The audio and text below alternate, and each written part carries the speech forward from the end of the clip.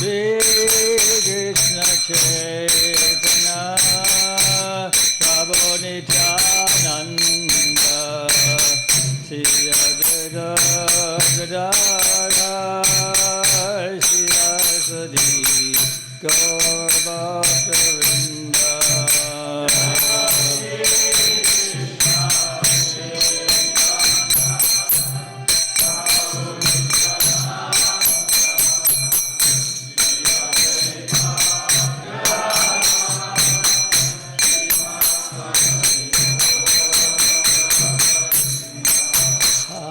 Krishna, Krishna Krishna, Hare Hare, Hare Rama, Hare Rama, Rama Rama, Hare Hare.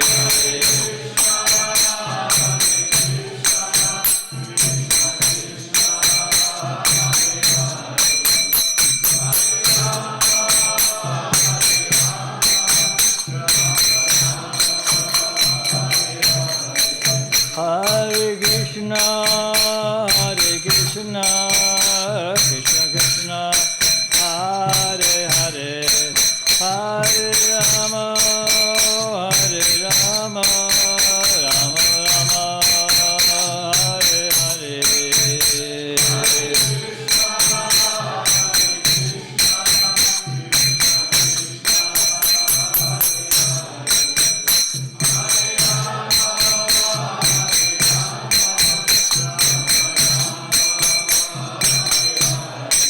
Hare Krishna, Krishna Krishna, Hare Hare, Hare Rama, Rama Rama, Hare Hare.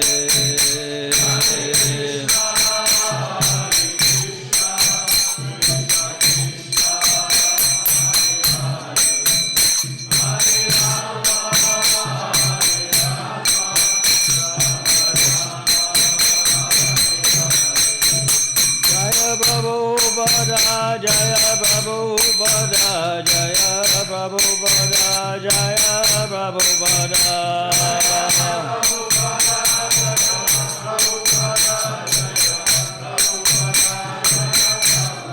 Jaya Prabhupada, Jaya Prabhupada, Jaya Prabhupada, Jaya Prabhupada.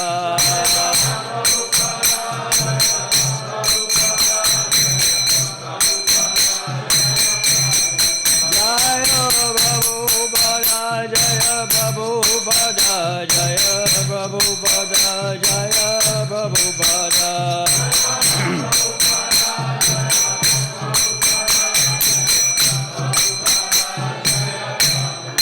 Jayam Vishnupada Paramahansa Paribhajagacharya Stotara Sada Shri Srimad His Divine Grace A.C. Bhaktivedanta Swami Srila Prabhupada Ki Jai.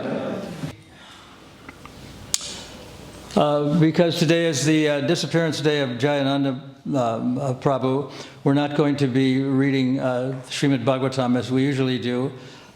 Since I had some personal association with Jayananda, I'm going to be talking about him today. I have some notes. I've done this before, but today I'm going to try to talk about some things that I haven't talked about before. This is not going to be necessarily in chronological order, just like the Srimad Bhagavatam is not in chronological order. The most important things are highlighted, and sometimes they even come before the other things. So that happens. So I'm going to try my best to be chronological, but I'm going to divert and segue into some other things that happened that I remember, that I know about. Jayananda was born in 1939 on April 27th. He died in 1977 when he was 38 years old. So he didn't live a very long time, but he had a very special life, just like Shankaracharya. I think he was died at about 36. But he's very much glorified for what he did and for his intelligence. So I've made a few notes, and one of the things that's really important about Jayananda is that he was one of, maybe the only person, when Prabhupada was on this planet, that Prabhupada said that he attained the spiritual world. So I'm going to read from one of his letters, and he wrote a letter to Jayananda as if he were living after he had departed. I'm going to read from this letter. Another thing is that Jayananda was mentioned in the Nectar of Devotion as a contributor to the book, and he's one of the few devotees who's mentioned by name in Prabhupada's books. So he has a kind of eternal presence in the form of those books. So this is the letter that Prabhupada wrote. I'm not going to read all of it, but I'm going to read some of it. It's written from Bombay on the 5th of May, 1977. This was just shortly after Jayananda left, and Prabhupada was informed of the conditions under which he left this world. If you had any tinge of material desire, he writes, my dear Jayananda, if you had any tinge of material desire, you have gone to the celestial kingdom to live with the demigods for many thousands of years and enjoy the most opulent life of material existence. From there you can promote yourself to the spiritual world. But even if one fails to promote to the spiritual world, and falls down to this globe and takes birth in a big family like a yogi or Brahmin, an aristocratic family, he is very blessed. But, this is the key thing that Prabhupada said, as you were hearing Krishna Kirtan, I am sure that you were directly promoted to Krishna Loka. So the usual procedure is that someone who is advanced in Krishna consciousness takes birth in Vrindavan, maybe not even as a human being, but maybe even as an animal or an insect, and then goes back to Godhead in the next life. But in this particular letter that he wrote to Jayananda, he says that because you were hearing Krishna Katha, I am sure that you were directly promoted to Krishna Loka.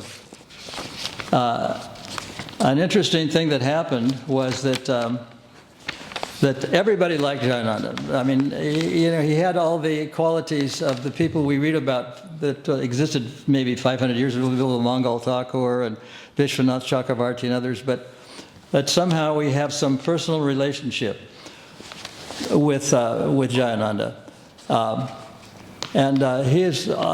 Prabhupada called him a silent worker.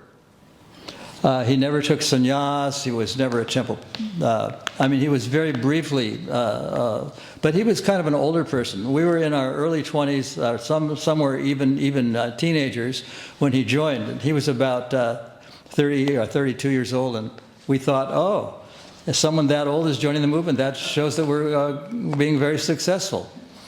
So he was driving a taxi cab, but he was born in Dayton, Ohio, and he attended Ohio University and had a bachelor's degree in industrial engineering.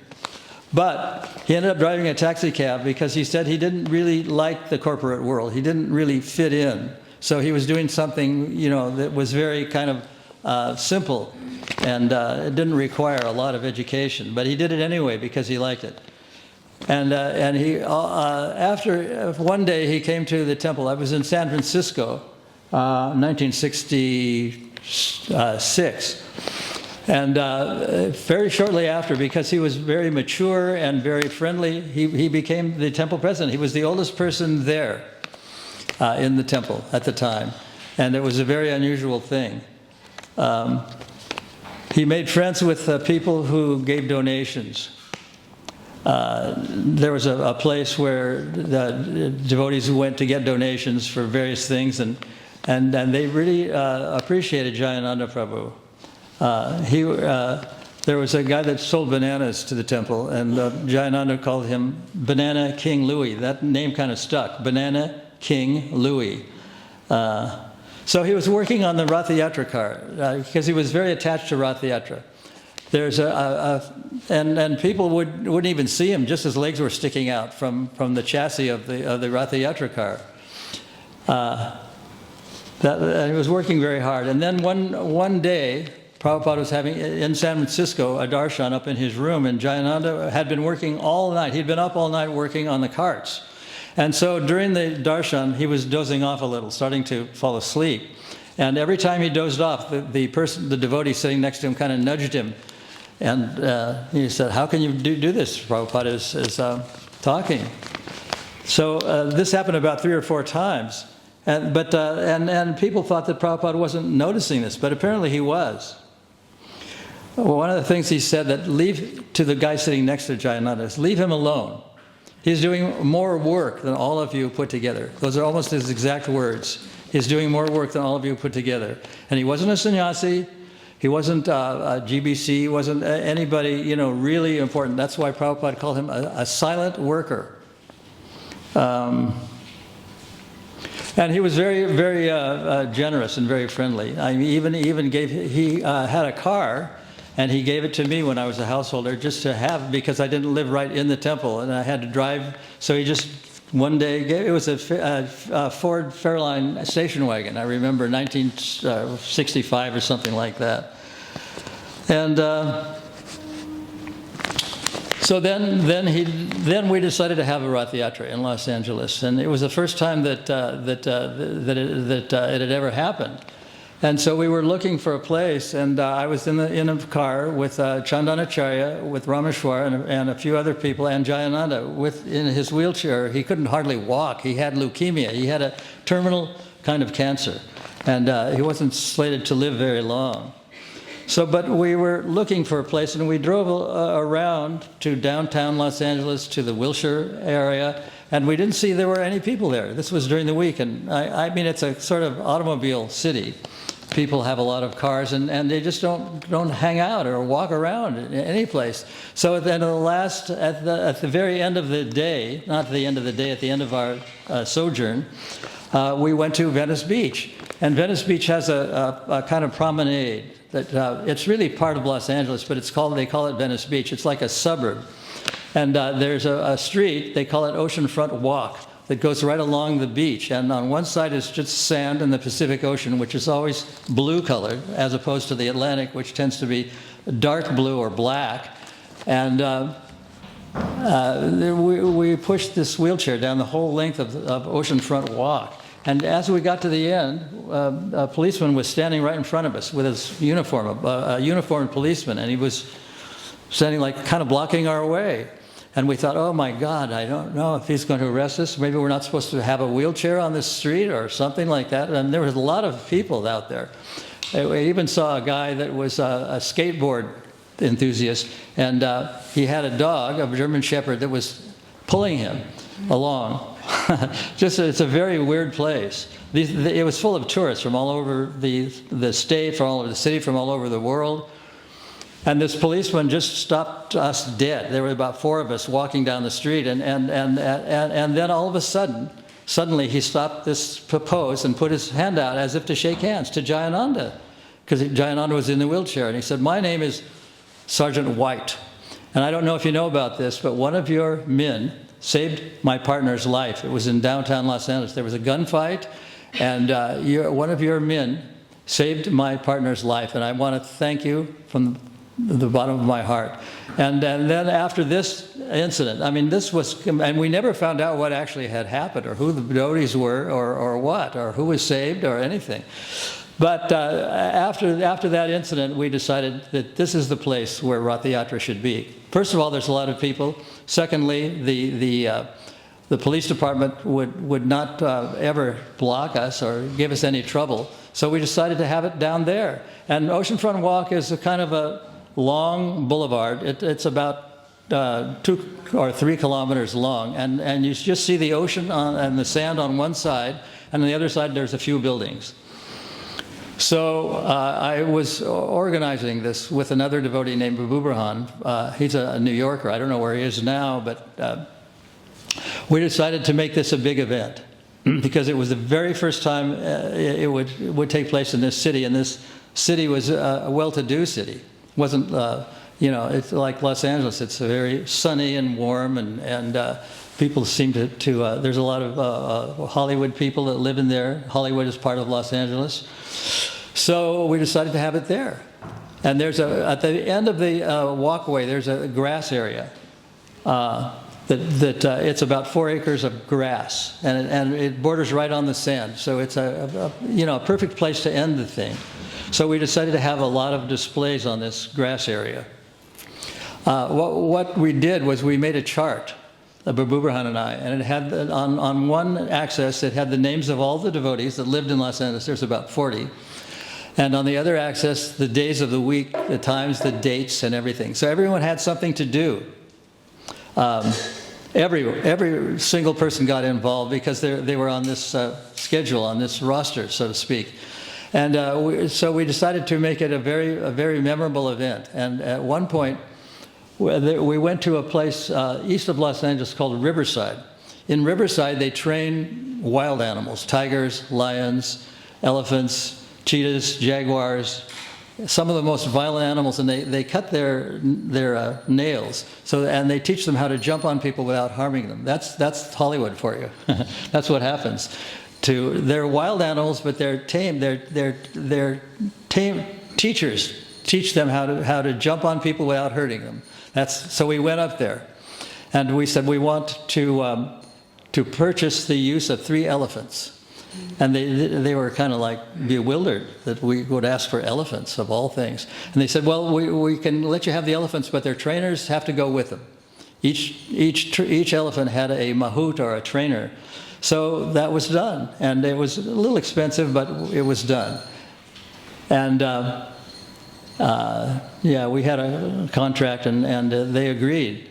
And this was just days before the event went on.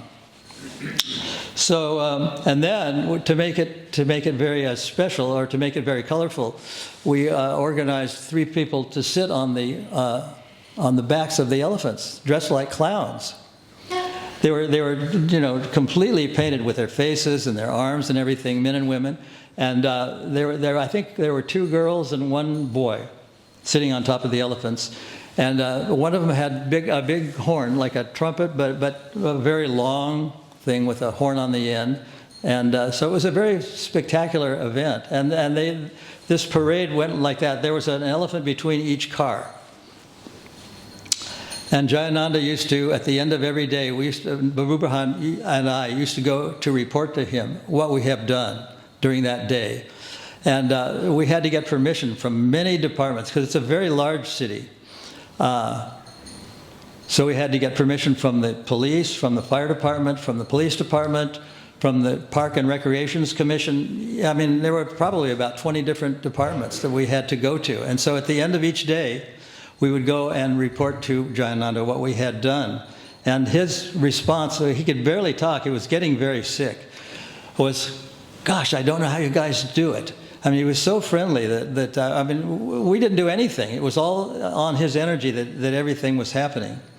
And even the Park and Recreation Commission, they're a pretty stately and a strict organization. They agreed that we could do this, and we could have the elephants, and we could do everything. We just had to get the permits to do it. So this was Jayananda's energy.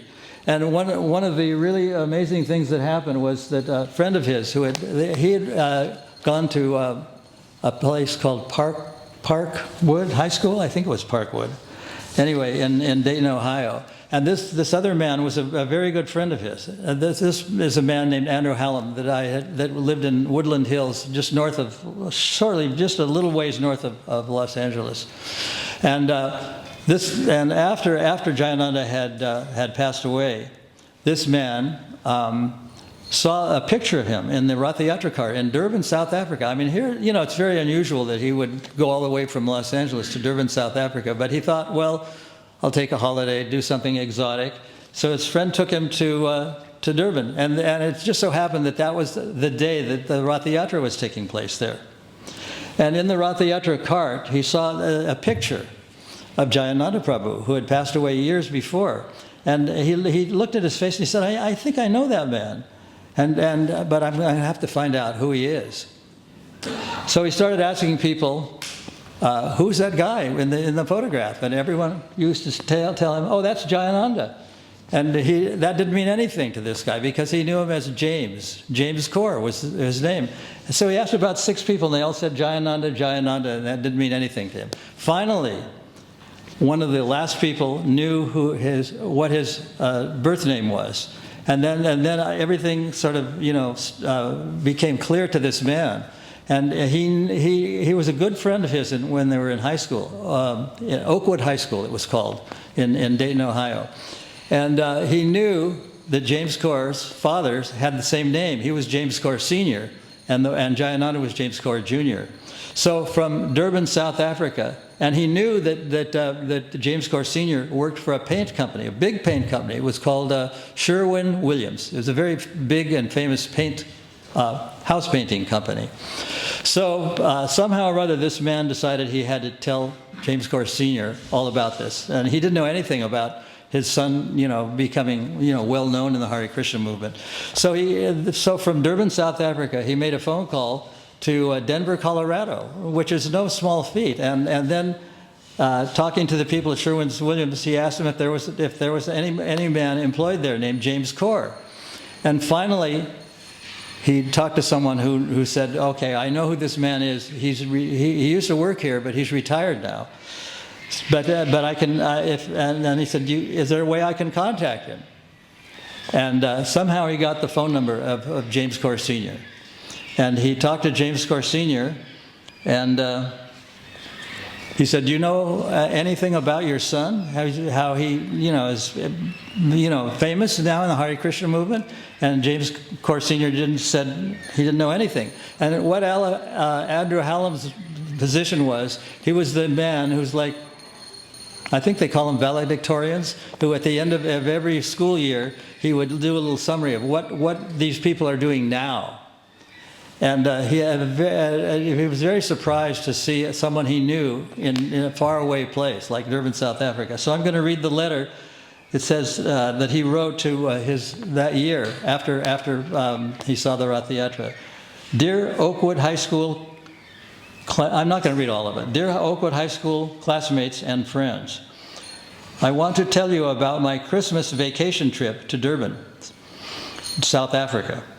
This letter is about one of our classmates, Jim Corr. While in Durban on December 29th and 30th, 1989, I attended each day the Hare Krishna Festival of the Chariots, being held on the beachfront.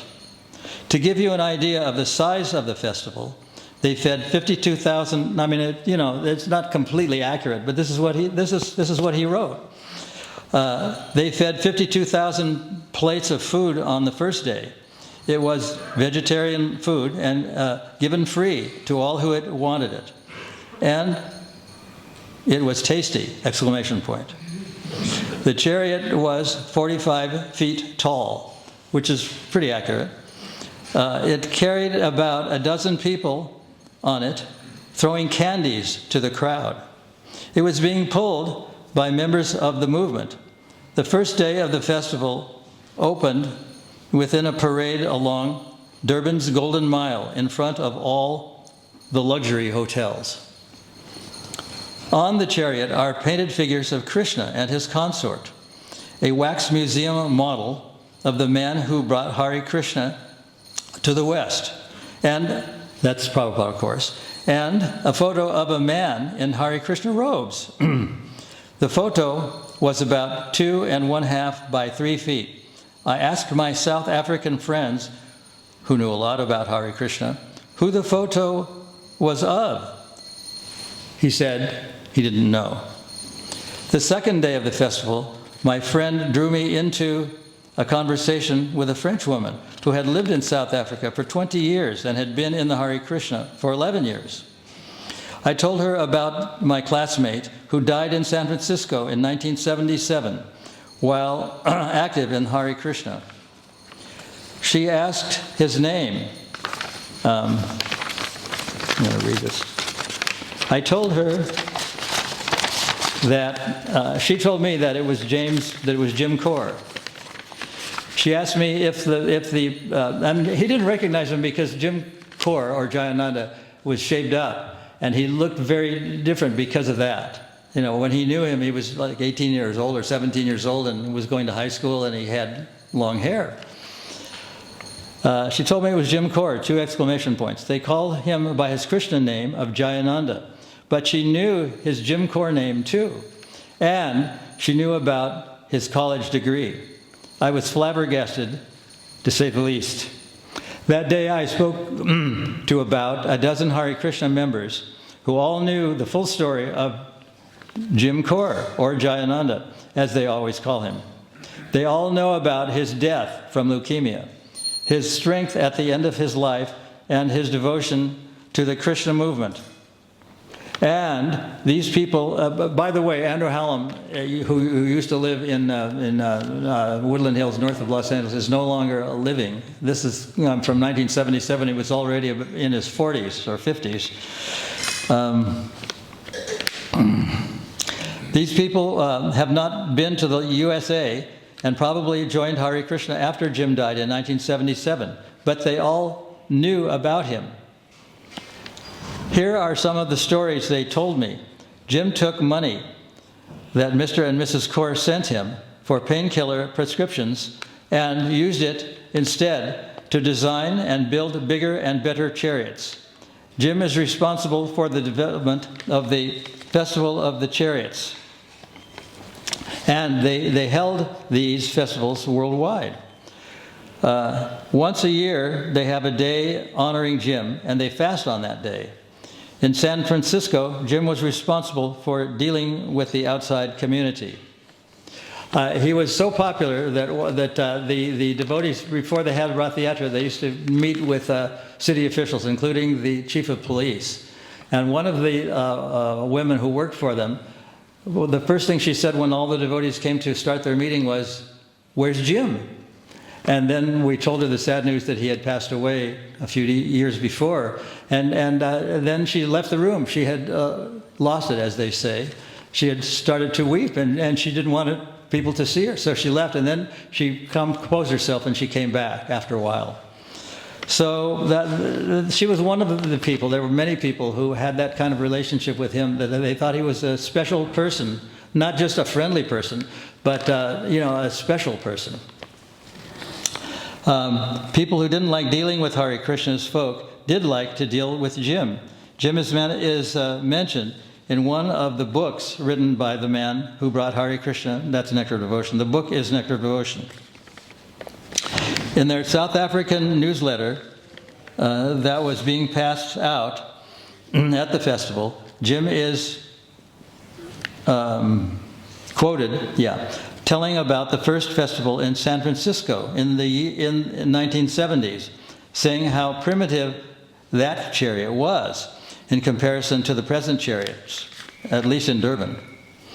That chariots are probably the chariots are probably even bigger in the USA. Jim started it all.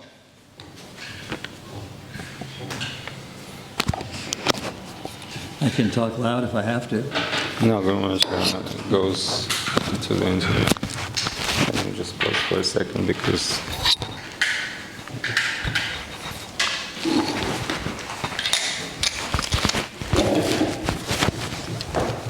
And I'm just continuing the letter. He directed his last festival from his wheelchair.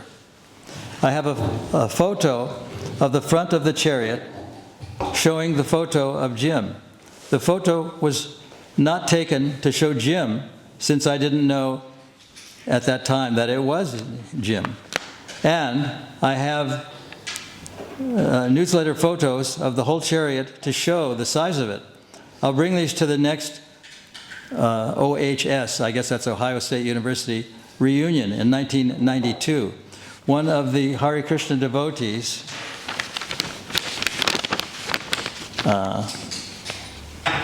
narrated. He doesn't need anything to perfect. I was repeatedly asked, what was Jim like in school? Well, that was quite a few years ago. I had even forgotten, or just not even given a thought to that fact, that Jim and I lived in the same cabin in summer camp. I forgot that until I came upon the 1951 camp photo. And the photo of Jim on the front of the chariot is unrecognizable because of the years. This was 10 years after his high school, or more than that, more like 12 or 15. The Hare Krishna robes Jim is wearing, and because, as they said, the photo is not a good one because it was not taken until Jim was very ill. I told them that Jim was very funny. They said that they could believe it and understand that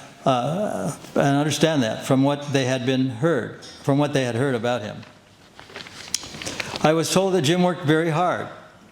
When he cleaned the garbage cans, he cleaned them so well, quote, open quote, because they were Krishna's, close quote.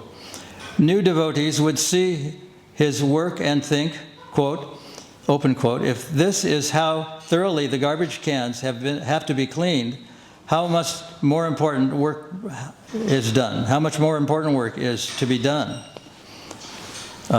Close quote. One time, Jim was a leader. When he was a leader, he returned late at night and saw that a chore had not been done properly. Rather than awaken the offender, Jim had the job done over again himself. He could run on very little sleep. A surprise birthday party was given for Jim, but he was truly embarrassed by all this. I'm going to pass out a picture of him. We had to tell a little white lie. The person who built the carts, built all 3 carts, built them all from scratch, even the wheels. So we told him that he had to go out and answer a question about construction because he had a degree in industrial engineering and designed all the carts. He was the only one who knew the answer to this question. The builder had him, he just was stumped.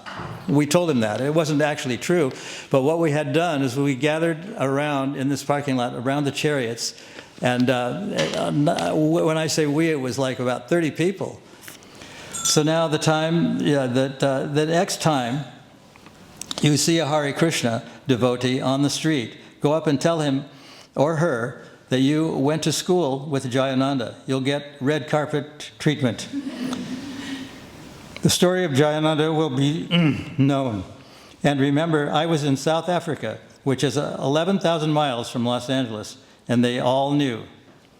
Now, then he continued to say what other people were doing. So that's the story that he told in a letter. And I got this, somehow I got a hold of this letter, and it's in my computer.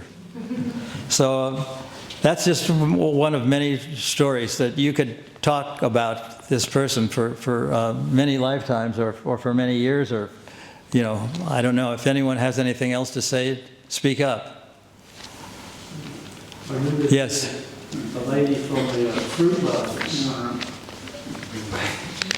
A lady from the fruit market Had met him, and she heard about him passing. She was very upset.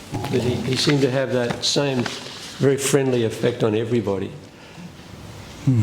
Well, I'm going to add one thing, that when we wheeled him out and his wheelchair out to the Ratha Yatra carts, he insisted on speaking, but he could hardly talk. He couldn't walk, he couldn't talk, but he somehow or other stood up, and in a very weak and warbly voice, he started talking about how important Ratha Yatra is. So I have a picture of this event, and I'm going to pass it around for you to look at.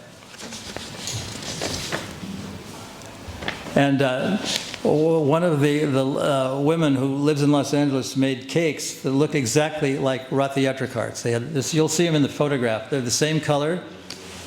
I think. Yeah, there's one there. And she used donuts for wheels.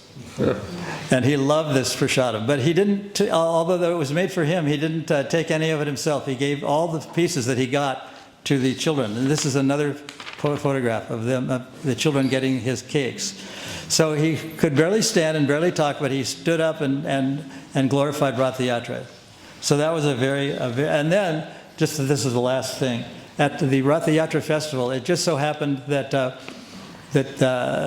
one of the devotees, this is very rare, happened into the office of CBS. That was one of the big 3 networks, CBS, ABC, and NBC, and had pictures of a Ratha Yatra, and tried to convince the man that well, this is a good piece of news. Why don't you put it on the news? And the news is when it's shown at any time, it's usually about plane crashes, about football games, about politicians condemning one another and murders. And so this was the only positive thing. And that night, after the Rath Yatra, I gathered with about 4 or 5 devotees in Rameshwar's room, and we watched the evening news. And it just so happened that the reporter, who used to work for another program called 60 Minutes. I don't know if you know 60 Minutes, but it's a program that always tries to look on the dark side of everything. So this man was sitting to give a report about the Rath Yatra, and right behind him, the whole wall behind him was a picture of the Jagannath Puri temple. I don't know where they got it, but they had it. And out of all these, there were about 100,000 people gathered. It was a big thing. This reporter happened to just happen. It was Krishna's arrangement, but it seemed like it was just fate or destiny or something like that, or providence, that she happened upon Mr. and Mrs. Kaur, Mr. James Kaur Sr. and his wife. And she asked him, where are you from? What part of this city? Or what part of the state? Or what part of any state? And they said, oh, we're from Denver, Colorado. And she was very shocked. And she said, well, what brings you all the way out to here? That's halfway across the country. That's like 1,700 kilometers away. And they told her, my son built designed these chariots and built them. And he died about 3 or 4 months ago. And that became the soundbite for the news. And we all saw this on television after we were watching Ed Bradley and all the horrible things that are on the news. The last thing, about 7 minutes, was about Mr. and Mrs. Kaur and James Kaur and the origin of the charts. So that it made the whole effort. It was a kind of a proof that this was the right thing to do. So that was the end of the festival. It ended in a very positive way. So, of course, there are many things that we could say about Jayananda and the contacts he had with a lot of people. But if there's anything, I mean, I've tried to be as chronological as I could, but I know I've missed a lot of stuff, and maybe some of you have heard some things that I haven't heard. If you do, just speak up or ask anything. That maybe I heard some things that I need to be reminded about. Yes?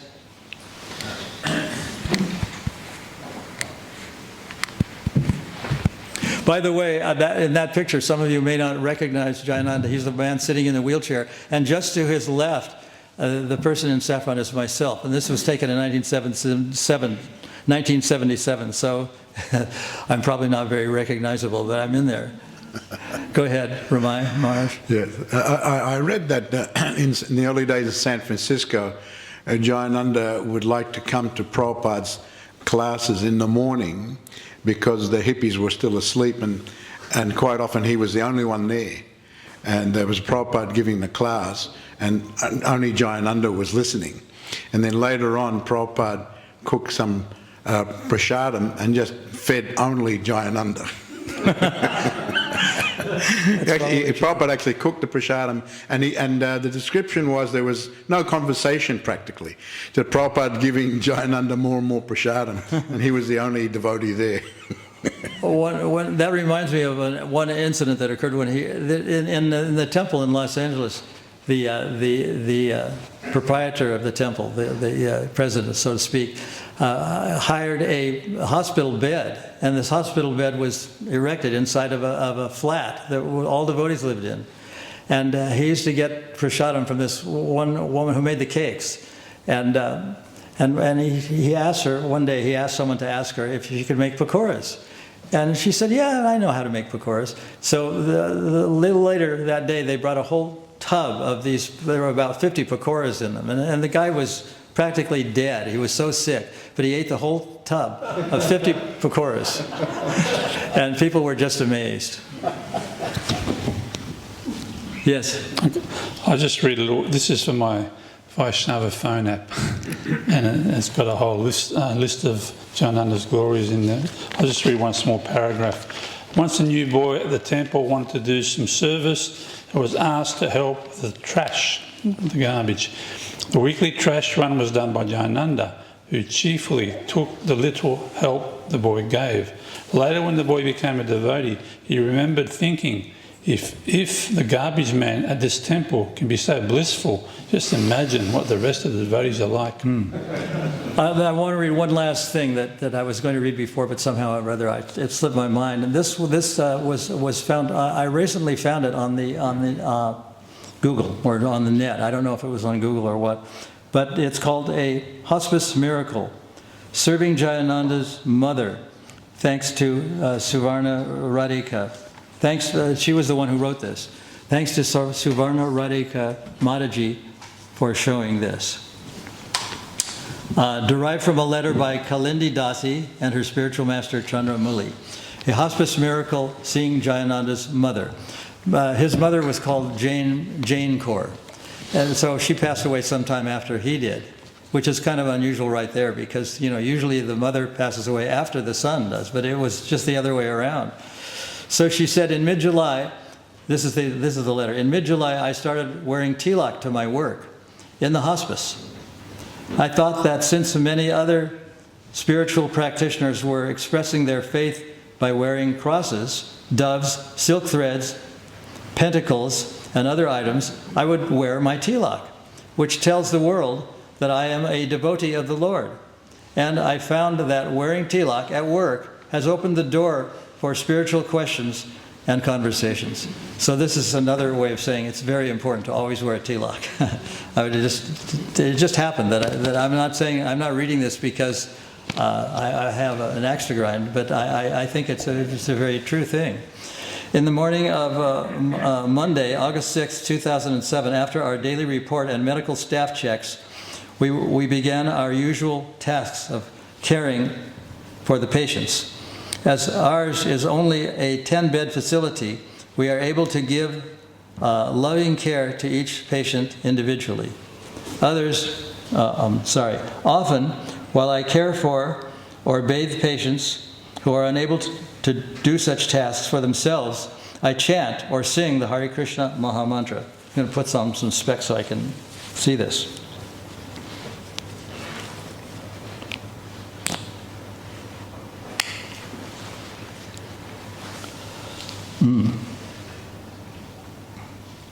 On this particular morning, I was caring for a woman named Jane Kaur, who had been with us for almost a week.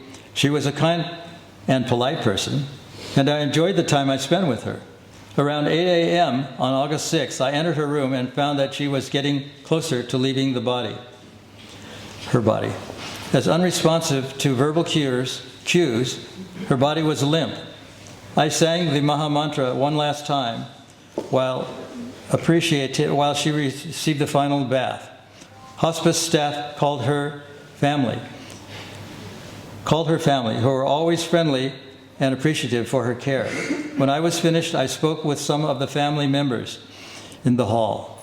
Jane's grandson approached me to thank me, and then pointed to his forehead and to my tilak and asked if I was a Hare Krishna. I smiled and said that yes, I was a Hare Krishna.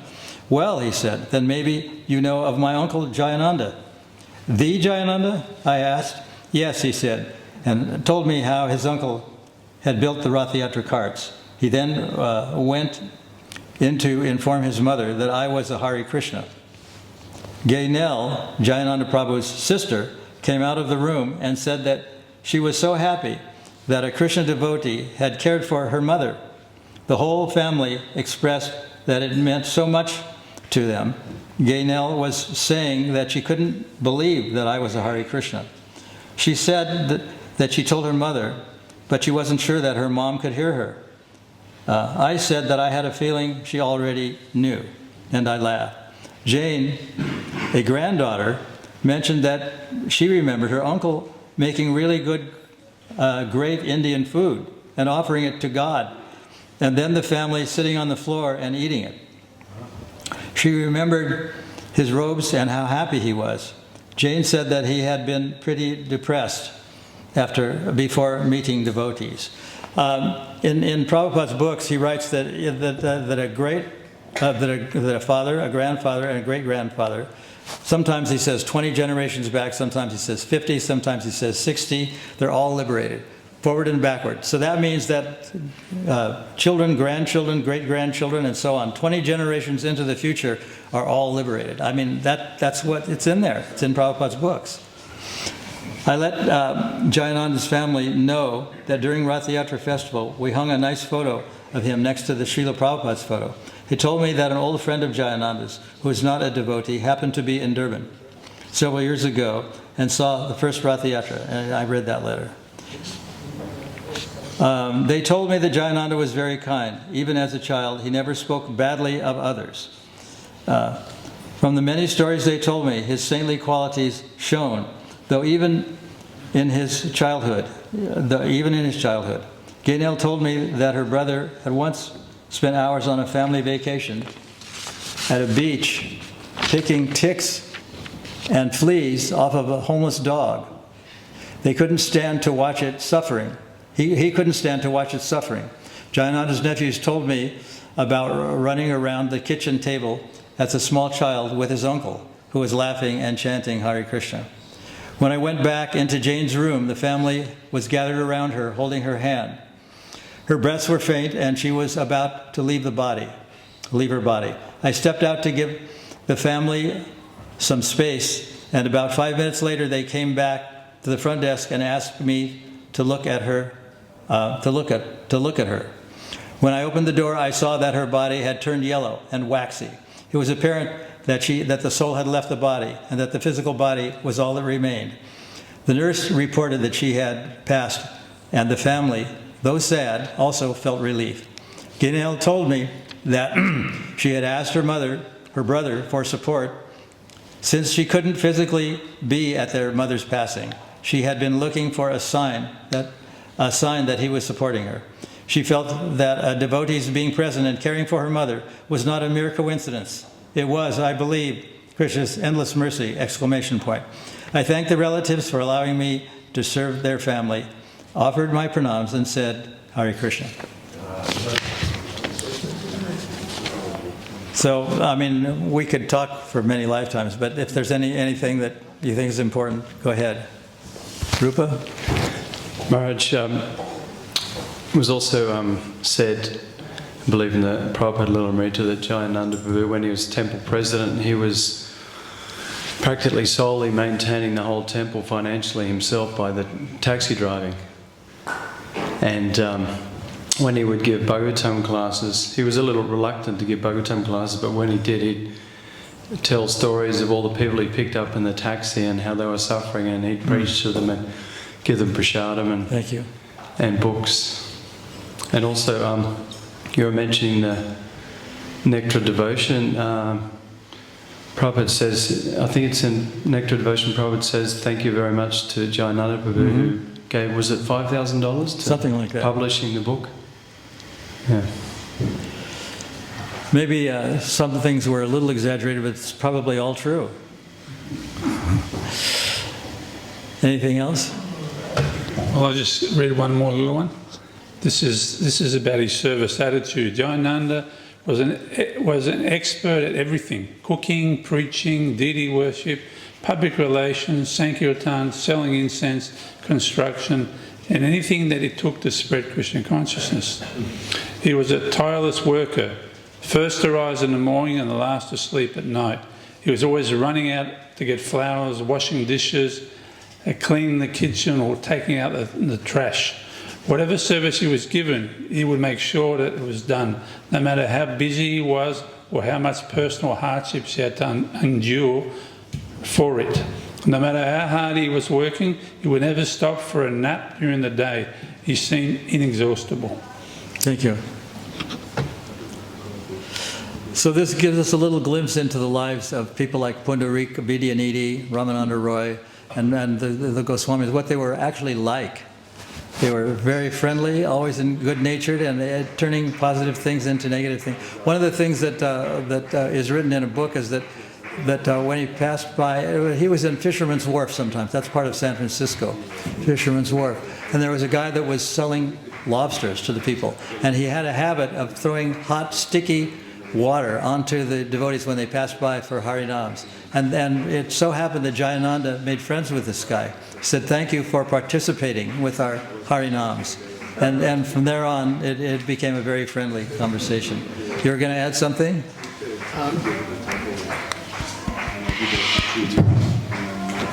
In 2011, the GBC agreed to have a memorial, like a samadhi for Jayananda Prabhu in Jagannath Mandir in Mayapur. And then just they decided that this is so befitting because of so much service he did for Lord Jagannath. And the quote is from Prabhupada's letter that he wrote. He said, Jayananda's death is glorious. He has left his body very wonderfully, and he has been transferred to Vaikuntha. Everyone should follow the example of Jayananda. I am very proud that I had such a nice disciple. If possible, Jayananda's picture should be hung in the Rath of Lord Jagannath, and in all of our temples a day may be set aside for holding a festival in his honor, just as we do in the disappearance day of the other great Vaishnavas. Thank you. Very good. You had your hand raised, Daksha? No? Okay. I think that's all we probably have time for, although we could go on for many lifetimes. Hare Krishna. Hare Krishna.